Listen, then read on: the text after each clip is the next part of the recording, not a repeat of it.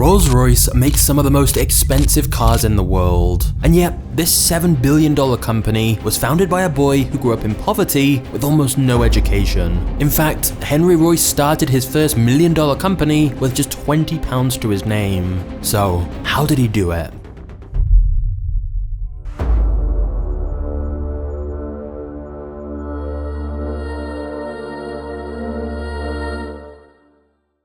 Henry Royce was born in 1863. His parents, James and Mary, ran a flour mill. Unfortunately, the family business was struggling, and by 1867, they went bankrupt. This forced the Royce family to move to London to look for work. Even though he was just 4 years old, Henry began working his first job scaring birds on a farm, making just a few cents a week. His father went on to work for another flour mill, but he was still in a massive amount of debt. Things were bleak for the family, and then, just when it seemed like it couldn't get much worse, tragedy struck. When he was only 9 years old, Henry's father died.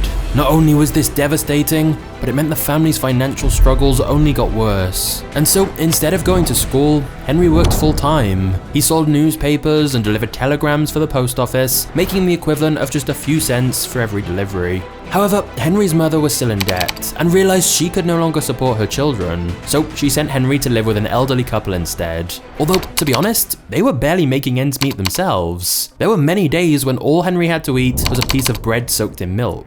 This malnutrition, combined with hard labor as a child, contributed to him having health problems for the rest of his life. By the time he was 15 years old, Henry had only completed 1 year of school. So his aunt tried to help him out with his education by giving him the small fee needed to join an apprenticeship program with the Great Northern Railway Company. This meant Henry had to relocate again, and whilst his aunt managed to cover the fee for the apprenticeship scheme, she couldn't afford to pay for his housing. But luckily, Henry managed to move in with a man named George Yarrow, whose son was also an apprentice for the railway company.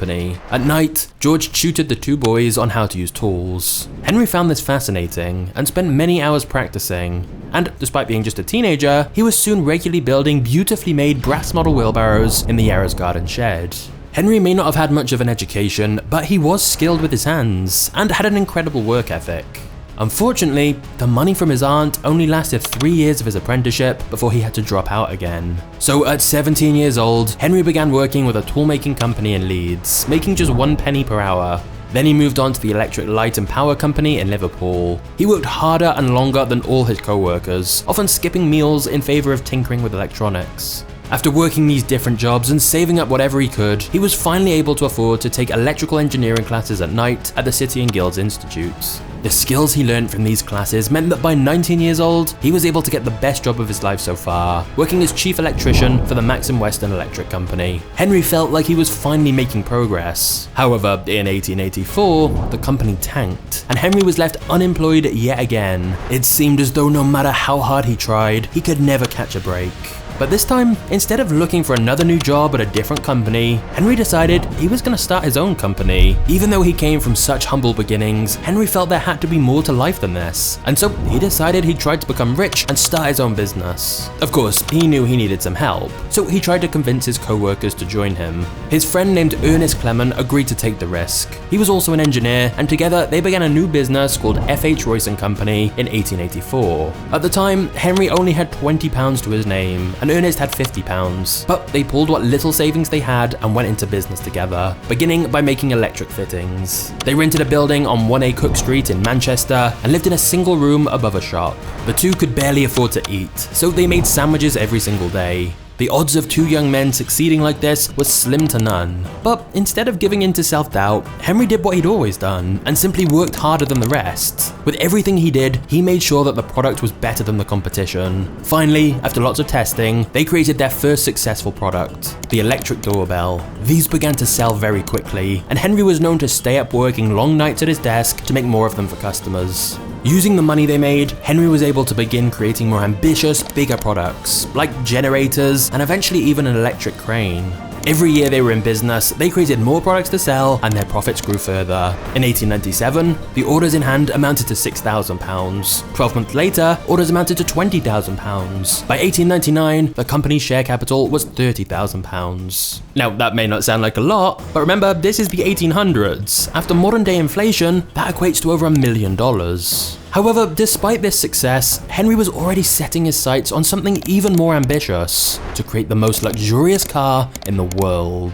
But first, Henry had another matter to attend to. Now that Henry and Ernest were wealthy from their first business, they finally felt they could focus a little more on their personal lives. The two friends were so close that they actually ended up marrying a pair of sisters, Edith and Minnie Punt. So, although they'd been business partners, Henry and Ernest were now officially family. The success of their first company, making electrical goods, also meant they were finally established enough that Henry could get even more ambitious with his mechanical projects. Now, at the time, very few people owned cars, but Henry Royce was one of the first to get a keen interest in automobiles and purchased a used 1901 two-cylinder French car. Unfortunately, it was in such terrible condition, it wouldn't even start. But by the next day, Henry had it working again. And instead of stopping there, he continually made improvements to all the faults he found with it. Eventually, Henry decided rather than improving this car, he should build his own. And in 1904, he'd custom built 3 cars which were given the model name Royce 10. The first car was for himself, the second was given to his business partner Ernest, but the third was sold to a man who was so impressed by the vehicle that he introduced Henry to a car dealer named Charles Rolls. When Charles Rolls met Henry Royce, surely neither of them could have possibly imagined the journey they were about to embark on together.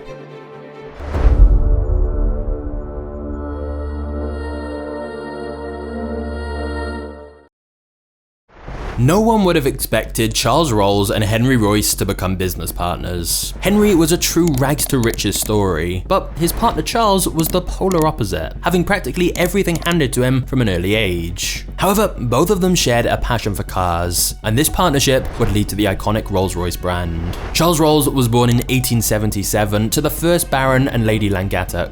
Even from a young age, Charles was always tinkering with mechanical objects, earning him the nickname Dirty Rolls from his friends. He attended the prestigious Cambridge University for Mechanical and Applied Science, and after graduation, he worked on a yacht before moving on to work for the London and North Western Railway. Charles was also one of the very first people in the UK to own a car. In fact, there's even a photo of him from 1896 in his Peugeot Phaeton, which he bought in Paris at just 18 years old. He loved cars so much that his father gave him the money to open a car dealership. This was called CS Rolls & Co, and he began importing French cars to sell to English customers. Charles Rolls had earned himself quite a reputation in the motorhead community. He held the unofficial land speed record of driving 83 miles per hour. Maybe that doesn't sound impressive by today's standards, but back then it was incredibly fast. In fact, Charles was actually known as a bit of a daredevil. In 1903, Charles competed in the Paris to Madrid town-to-town, where 34 drivers and spectators died. This mostly happened because the cars kicked up so much dirt on the roads that no one could see, and people from the audience would step out in the street to get a better look at the cars and end up getting run over. But Charles thrived in the chaos and continued racing year after year, regardless of how dangerous the races were. Not only was Charles a huge fan of driving fast cars, but he was also an aviator. He made over 170 flights in a hot air balloon and became the second person in Great Britain to own a pilot's license. He would go on to fly over 200 flights in a Wright Flyer aircraft. So clearly Charles had a very different upbringing to Henry, and Charles undoubtedly had a taste for luxury. However, when Charles Rolls first met Henry Royce, he hesitated. He was a big fan of 3- and 4-cylinder cars, so he wasn't sure he could like a 2-cylinder vehicle like the one made by Henry. But after trying out Henry's car, Charles was so impressed by the quality of the Royce 10, he said it was clear that they needed to work together. That evening, Charles drove back to London in a borrowed Royce car. In the middle of the night, he woke up his business partner and excitedly told him, "I just found the greatest motor engineer in the world."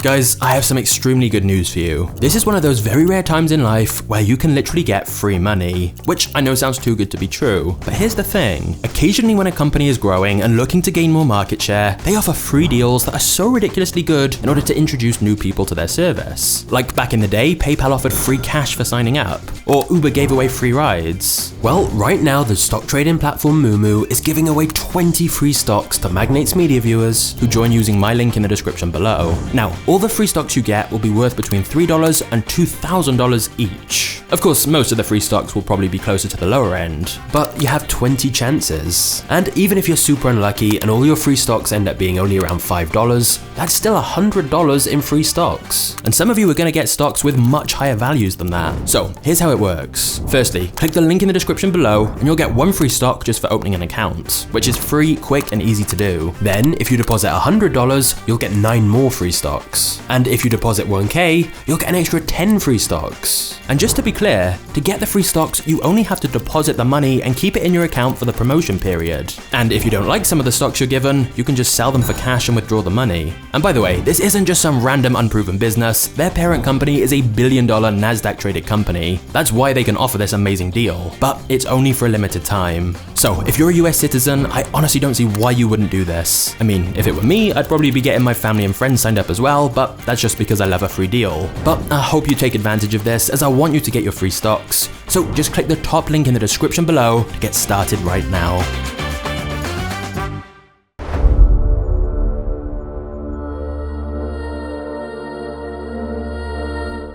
In December of 1904, Charles Rolls and Henry Royce officially created the joint business Rolls Royce. These two men couldn't be more different. Henry was born in poverty and worked for everything he had, whereas Charles was young and had everything handed to him. There was also a significant age gap between them. Charles was just 27 years old and Henry was 41. But each brought a lot to the partnership. Henry had many years of experience building electronics and mechanical objects to perfection, and Charles was more than just a lover of fast cars. He was an incredible businessman who knew how to harness the power of marketing and public relations. Charles used his connections to the upper class to his advantage. He exploited his ties in the world of politics, media, and even royalty to find customers who could afford to buy their luxury cars. So the two of these together was a perfect pairing, as they each brought perfectly complementary skills that the other one didn't have. They were both masters of their craft, and as a duo, they were unstoppable. In 1904, they presented their first vehicle, the Rolls Royce 10 HP, at a show called the Paris Salon, which would later go on to be called the Paris Motor Show. They sold the car at Charles's car dealership for £395 each. With modern inflation, that'd be the equivalent of tens of thousands of dollars. They made only 16 of these cars, and if you can find one today, it's worth a fortune. One was sold at auction for £3.2 million in 2007. Their second vehicle to be sent to market was in 1906, the Rolls Royce Silver Ghost. All of the metal parts were coated in silver and aluminium. After completing a 15,000-mile endurance run, they decided to pull a publicity stunt to shock audiences. They placed a cup of water on the running engine. It was such a quiet engine that it didn't spill a single drop of liquid. At the time, it was dubbed the best car in the world. And as of today, the Silver Ghost is still considered to be one of the most valuable cars. In fact, in 2005, one owner had his insured for $35 million. Once they were fully established in the world of automobiles and making headlines for their prestigious and luxurious cars, Charles tried to convince Henry to make an aeroplane engine, since Charles's other passion was flying. But Henry refused, saying he would rather focus on cars. Still, with the growing success of the company, Charles could now devote more time to flying. In fact, he eventually resigned from his position as the technical director at Rolls Royce so that he could solely focus on planes. Charles said he much preferred flying over driving, since there were no policemen in the air. In 1909, he bought his own Wright Flyer aircraft, and 1 year later, he set the record as the first person in the world to make a non-stop flight across the English Channel and back. The newspapers dubbed him the greatest hero of the day. Sadly, that wasn't the only record Charles set. During an air show, Charles was flying on a day with incredibly strong wind. He was pushing the plane to its limits, and when he tried to land, the aircraft began to fall apart. Charles Rolls went down in history as the first Briton to die in a plane crash in 1910. He was just 32 years old. Just 1 year after losing his business partner, Henry Royce's health began to decline. His years of poor eating and lack of sleep were catching up to him. He could no longer spend his days working in the Rolls-Royce factory and began spending more time at home. Despite his poor health, Henry Royce continued to work hard, even if it meant sketching design ideas from his bedside.